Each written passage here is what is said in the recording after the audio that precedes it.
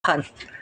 Nah, ayat ini menjelaskan di Roma 12 ayat 2 menjelaskan, jangan kamu menjadi serupa dengan dunia, tetapi berubahlah oleh pembaruan budimu, sehingga kamu dapat membedakan manakah kehendak Allah, apa yang baik dan berkenan kepada Allah dan yang sempurna. Nah, kita belajar malam ini tentang pembaruan. Pembaruan adalah proses perubahan hidup, cara berpikir kita oleh kuasa Roh Kudus, supaya kita tidak hidup seperti dunia lagi, tetapi sesuai dengan kehendak dan karakter Kristus. Amin. Kenapa tentang pembaruan sangat penting dalam kehidupan kita? Ketika kita melihat pembaruan ini, kita mengubah pola hidup kita, mengubah cara hidup kita yang lama. Amin. Kenapa kita belajar tentang pembaruan? Karena pembaruan itu adalah pola hidup. Semua pola pikir yang kita yang lama, kita ubah menjadi yang baru. Amin. Melewati proses masalah yang terjadi.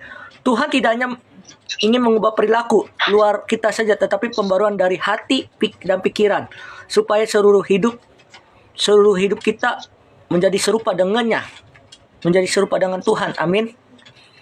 Roma 12 ayat 2. Ada berapa poin yang kita belajar? Ada 3 kita belajar.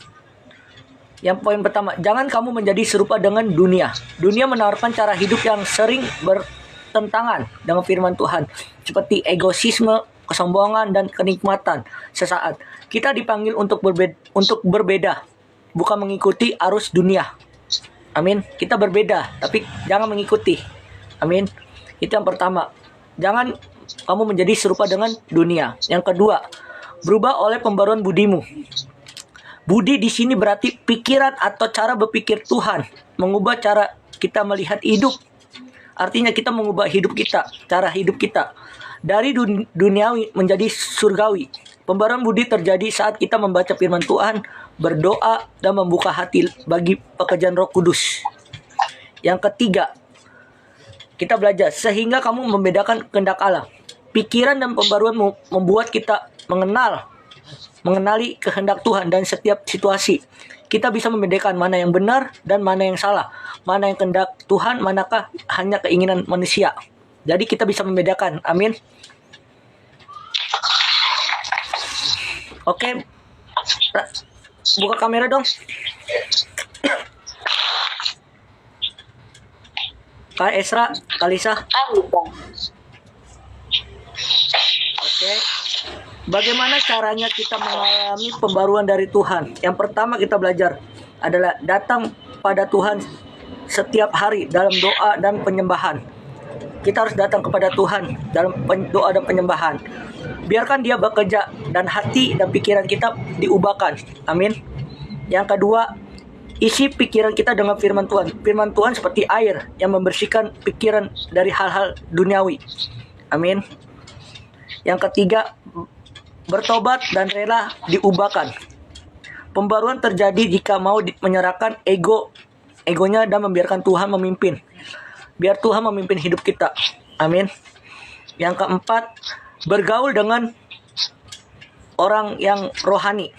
Lingkungan yang benar menolong kita tetap pembaruan dan pertumbuhan. Amin. Intinya, pembaruan Tuhan ada proses seumur hidup. Tanda ini, pembaruan Tuhan ada proses seumur hidup. Setiap hari kita belajar menyerahkan pikiran dan hati kita untuk Tuhan dan kehendak kita supaya menjadi serupa dengan Kristus. Amin. Kehendak kita serupa dengan Kristus. Amin. Ketika Tuhan membarui hidup kita akan memancarkan terang dunia. Amin. Menjadi berkat. Nah, dari 4 poin kita belajar tadi, hati, pikiran, karakter, pembaruan, itu kita belajar bahwa hidup itu singkat. Jadi gunakan waktu yang ada untuk ibadah di komunitas rohani, gereja-gereja, dimanapun. Amin. Intinya, pembaruan budi adalah perubahan seluruh hidup kita, karakter kita untuk dibarui Tuhan. Amin. Itu saja. Saya serahkan ke Kak Lince. Lanjutkan.